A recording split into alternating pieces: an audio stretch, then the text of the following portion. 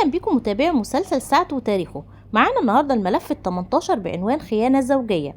بتبتدي الحلقة وبيكون في الدقهلية في عام 2020 بصوت طفل صغير بيعيط جوه شقة مقفولة، وبتيجي عمة الطفل بتفضل تخبط على الباب علشان مامته مش سامعاه، لحد ما تلاقي باباها جاي من بعيد وبتقول له افتح الشقة. شكل أماني مش موجودة في الشقة وسايبة الواد بيعيط جوه. بيقول لها لا، أماني ما بتحبش حد يخش شقتها. بتقول له لا، يعني هنسيب الواد يتفلق من العياط، يمكن نزلت تجيب حاجة. بيقول لها أماني ما بتسيبش الولد إلا لما بتجيب أختها تقعد معاه. بيدخلوا فعلا الشقة وبتشيل الولد وبتقول له فين أختها دي، يمكن نزلت تجيب حاجة. بيقول لها طب ما تلكيش دعوة بحاجة في الشقة وما تمديش إيدك على حاجة، علشان أنت عارفة أماني ما بتحبش حد يلعب في حاجتها. بتقول له والا العب في حاجتها، انا هتصل بيها اشوفها هي راحت فين وسايبه الواد يتفلق كده. بتتصل بيها، لكن وقت ما بتتصل بتسمع تليفونها وهو بيرن جوه في المطبخ.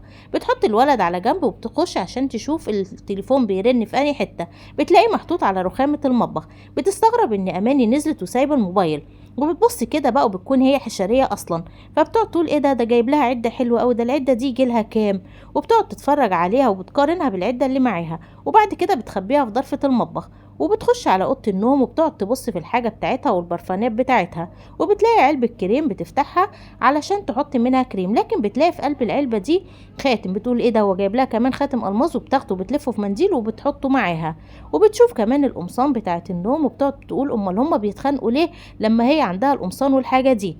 لكن باباها بينده عليها فبتخرج له. بيقول لها يا بنتي ما تلعبيش في حاجه علشان اماني ما تزعلش. وفجأة بتلاقي أسماء أخت أماني خارجة من الحمام. بتقولها إيه ده، أنت كل ده كنت في الحمام وإحنا عمالين نخبط والواد بيعيط وما أنتش حاسة بحاجة؟ تعالي اقعدي اقعدي. بتشاور لهم إن هي عايزة تمشي، بتكون منتقبة. بتقولها لا تعالي اقعدي هنخش نعمل غدا مع بعض وبنتغدى. بيدخلوا المطبخ وبتقعد تسألها وبتقول لها هو في إيه يا أماني متخانقة هي وأخويا ليه؟ انا بسمع صوتهم على طول يا اسماء، ما تقولي لي هو في ايه ما بينهم. لكن طبعا اسماء دي او المنتقبه دي ما بتردش على. وبعدين بتسمع صوت اخوها جه من بره، بتخرج وبيكون جايب فاكهه وجايب حاجات. وبيقول له خدي ده انا جبت فاكهه وحاجات، اغسليها لنا وهاتي علشان ناكل. وبتقعد اسماء المنتقبه معاهم على السفره وبتقول له يلا ناكل، وبيكون جايب مانجا وبتطلعها وبتجيب الاطباق علشان ياكلوا. لكن طبعا اسماء ما بترضاش تاكل ولا تمد ايديها في الاكل. بتقعد تقول لها انت ما بتاكليش ليه، انت مكسوفه؟ تعالي يا بنتي احنا هنحط الفاكهه هنا وناكل مع بعض، وبعدين اعملي حسابك ان انت مش هتمشي غير لما ناكل. وهو كمان بيقعد يتكلم معاهم على الحاجه اللي جابتها. بتقعد اسماء على السفره ما بتتكلمش خالص، كل ما بيكلموها بتشاور بس بدماغها. بتحس ان هي مكسوفه علشان النقاب ومش عارفه تاكل. فبتقول لها خلاص تعالى انا وانتي ندخل جوه وناكل في المطبخ. لكن رباب بتدخل وهي ما بتدخلش وبتروح الحمام. هنا بقى رباب بتسمع صوت تليفون اماني بيرن، ولما بتطلع التليفون من الضرفه بتلاقي ان اللي بتتصل بيها اسماء. بتستغرب امال مين اللي في الحمام جوه دي. بتفتح باب الحمام فجأة وبتلاقيه راجل واقف في المراية، لكنه بيزقها وبيجري على طول على باب الشقة. بتخرج وراه وبتقعد تقول لاخوه الحق بسرعة الحق. بيجري علشان يلحقه، وبتبص هي من بير السلم وبتشوفه بيسيبه ويمشي عادي. فلما بيطلع بتقول له ايه ده انت سبته ومشيت ازاي يعني؟ بيقول لها ده قطع نفسي ما قدرتش عليه. قالت له بس ازاي تسيبه وتمشي؟ قال لها طب خلاص بس اسكتي، تعالي ندخل جوه دلوقتي وما تجيبيش سيره عشان نطلع ابوكي فوق علشان ما يعرفش اي حاجه بتحصل، ونشوف مين الراجل ده. بتدخل الشقه وبتتكلم مع اخوها وبتقول له انت عارف مين ده؟ بيقول لها مين؟ بتقول له ده الواد محمد اللي كان شغال عندك. بيقول لها ايه ده معقوله ده محمد؟ قالت له اه انا شفت وشه كويس جدا. بيقول لها ايه ده يعني هي بتخوني معاه؟ اتريها كنت كل ما اقول لها مشي تقول لي لا ده عيل غلبان سيبه قاعد، وكمان ده انا كنت بقول لها لما تعوز طلبات تقول لي لا ابعتها لي مع محمد. اتريها كل ده بتخوني. بيمسك التليفون بتاعه بيفتحه وبيلاقي صور لمراته مع محمد اللي شغال عنده ده، وبيكون فيه صور كتير. بتشوف الصور هي وبتستغرب ايه ده معقوله اماني طلعت خاينه؟ مش بس كده، ده بيخش على الواتس بتاعها وبيشوف شتات ما بينها وما بينه وبيوريها. بتلطم على وشها وبتقول ايه ده بقى كده يا اماني؟ يا حبيبي يا اخويا كل ده كانوا مغفلينك الاتنين. شفت الواطيه وانت اللي ما كنتش حارمها من حاجه وكل حاجه حلوه جايبها لها، في الاخر تعمل معاك كده؟ ويا ترى هي فين بقى دلوقتي؟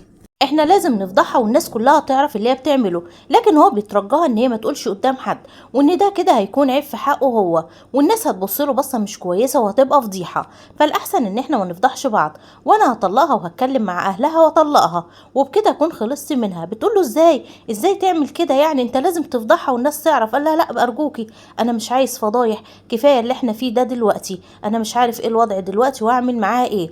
قالت له احنا نستنى لما تيجي، اول ما تيجي تواجهها على طول. بيقول لها لا انا اول ما تيجي ان شاء الله هكلم اهلها ونخلص الموضوع ده. وبيمسك ايد اخته وبيترجاها ان هي ما تجيبش سيره لاي حد خالص، حتى ابوها، علشان ابوها مش هيستحمل ان هو يسمع كل الكلام اللي بيحصل ده. بتقعد كده تفكر شويه، بتقوله طب وبعدين هنعمل ايه دلوقتي؟ طب ما احنا الكاميرات ممكن تجيبه لنا والناس كلها تعرف. يقول لها لا، ده الكاميرات بايظه بقالها اسبوع دلوقتي. لكن بتسكت شويه، بتقول له على فكره بقى، اماني ما خرجتش من الشقه، شكلها موجوده هنا لسه في الشقه، مفيش غير الحمام، هتلاقيها كل ده مستخبيه في الحمام ومش راضيه تطلع. وفعلا بتدخل الحمام، ومجرد ما بتفتح الستاره بتاعه البانيو بتلاقي اماني مقتوله في قلب البانيو. وطبعا بتتخض لما تشوفها كده، وبيقول لها ايه ده اماني؟ بتقول له الحق. بيقول لها ايه ده، خنقها؟ دي قالت له اه، دي ميته مخنوقه. يا لهوي، خنقها ومشي. طب هنعمل ايه دلوقتي؟ قال لها اسكتي خالص ارجوكي، ما تتكلميش، ما ينفعش نتكلم. بتقول يا لهوي، يعني بعد ما خانتك في الاخر يغدر بيها ويقتلها؟ لا، احنا كده لازم نبلغ البوليس، ولازم نقول لا لا، احنا مش هنبلغ ولا اي حاجه. بصي انا عندي فكره كويسه، احنا هنقول ان هو جه وسرق البيت، وهي لما كانت موجوده قتلها. بتقول له ازاي انت تعمل كده؟ ازاي ما تقولش وتعرف الناس ان هي كانت خاينه وهو كمان خاين؟ بيقول لها انا خايف من الفضيحه، وعندي ابن وهتبقى وصمه عار، والناس كلها هتبص لي وتشاور عليا، وانا مش عايز ان حد يشوفني بالمنظر ده، ارجوكي. الباب بيخبط، بتكون اسماء اختها اللي جايه. بتفتح بتقول لها في ايه يا رباب؟ اختي اماني فين؟ بتقول انتوا عملتوا ايه في اختي؟ وايه ده؟ وفين الواد؟ وانتي ما بترديش على التليفون ليه؟ بتقول لها يا اختي بالراحه شويه علينا شويه كده، انتوا ليكوا عين تتكلموا اصلا؟ وهنا محمد بيقول لها بس يا رباب اسكتي يا رباب، انا قلت لك ايه يا رباب؟ فبتقول له خلاص يا اخويا. لكن اسماء بتفضل تقول لها بس ايه، انتوا فين اختي؟ ده انا هفضحكوا، انتوا عاملين ايه؟ وفين تليفونها؟ بتقول لها انا اللي رديت على تليفونها. وبعدين ان ما كنتيش تسكتي وتتلمي، انا بقى اللي هقول لك الحقيقه. انا هقول لك ان اختك كانت بتخون اخويا، وكان جايبه الواد محمد اللي شغال عنده، وكان لقيناه هنا في الشقه لما دخلنا. بتقول لها ايه اللي انت بتقوليه ده؟ انت اتجننتي ولا ايه؟ اخوكي اصلا اللي خاين، وكان عايز يتجوز البت سميه، وكان جايب لها خاتم الماظ، وبيخون اختي معاها، وكل ده وهي ساكته ومش راضيه تتكلم. انما انتوا عايزين تلبسوها تهمه بقى، لا احنا مش هنسكت لكم. وبعدين فين ابنه؟ انا عايزه الواد، اختي ما تخرجش من الشقه ابدا الا اذا كنت انا موجوده، ما تسيبش ابنها مع حد غيري. وبتقول له وانت عملت فيها ايه؟ وبتجري وبتدخل على الشقه جوه، وبتشيل ابن اختها بسرعه وبتاخده. بتقول انا بقى هاخد الواد ده لما اشوف اماني راحت فين، وساعتها بقى اما اشوف ابويا هيعمل فيكوا ايه. وبتاخد الولد وبتمشي من الشقه. هنا بقى هو بيجي على جنب وبيقف ومش عارف يعمل ايه. رباب كمان مش عارفه تعمل ايه. بتقول له يا اخويا انت هتعمل ايه دلوقتي؟ قال لها يبقى هي تبقى خاينه وانا اللي اشيل الليله وانا اللي البس القضيه. قالت له طب ايه الحل دلوقتي؟ طب ما نقول للناس وكده الناس كلها هتعرف. بيقول لها لا انا مش عايز فضايح. طب ماشي يا حبيبي، انت هتعمل ايه دلوقتي؟ قال لها انا عندي فكره، انت تعالي خدي الذهب بتاع اماني اللي جوه، وخدي شويه حاجات كده من الشقه، وانا هلخبط الدنيا كده ونقول ان هو كان داخل يسرق. وفعلا دخل الاوضه وطلع الذهب بتاع اماني من العلبه، واداه لاخت رباب، وقال لها خبي الذهب ده في حته محدش يعرفها، وانا هنكش الاوضه كده بحيث ان احنا نبين ان هو حرامي دخل وعمل كل ده. هي بتاخد منه فعلا الذهب وبتطلع على السلم، وبيكون فيه كده شويه كراكيب كده محطوطه، فبتداري الذهب تحتيها. ولما بتنزل تاني علشان تدخل لاخوها الشقه، بتكتشف ان السلك بتاع الكاميرات مقطوع.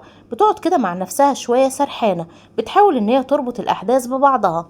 وكمان الكلام اللي قالته اسماء اخت اماني على ان هو يعرف سميه وعايز يتجوزها. بتطلع الخاتم اللي هي كانت لفاه في منديل وشايلاه، الخاتم اللي هي لقيته محطوط في علبة الكريم، وبتدخل بتحطه في صباع اماني، لكن بتلاقي الخاتم كبير عن صباع اماني، فبتعرف ان الخاتم ده ما كانش الاماني اصلا. بتحاول تربط الاحداث ببعضها وتشوف ايه اللي ممكن يكون حصل، وهل فعلا ممكن اسماء تكون عندها حق لما قالت ان هو كان جايب الخاتم ده لسمية.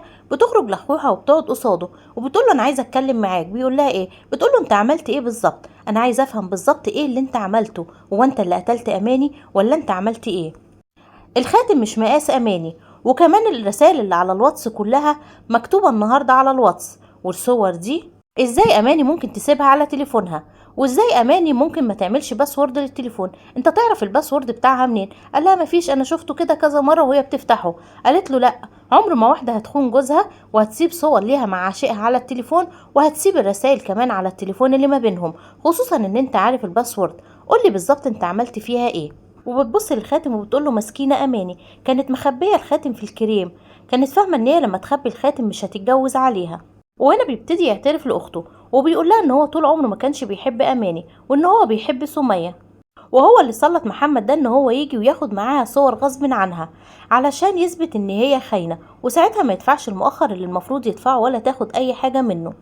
لكن واضح ان هو طلع غبي، وهو بيصورها وهي غصب عنها راح خنقها وموتها.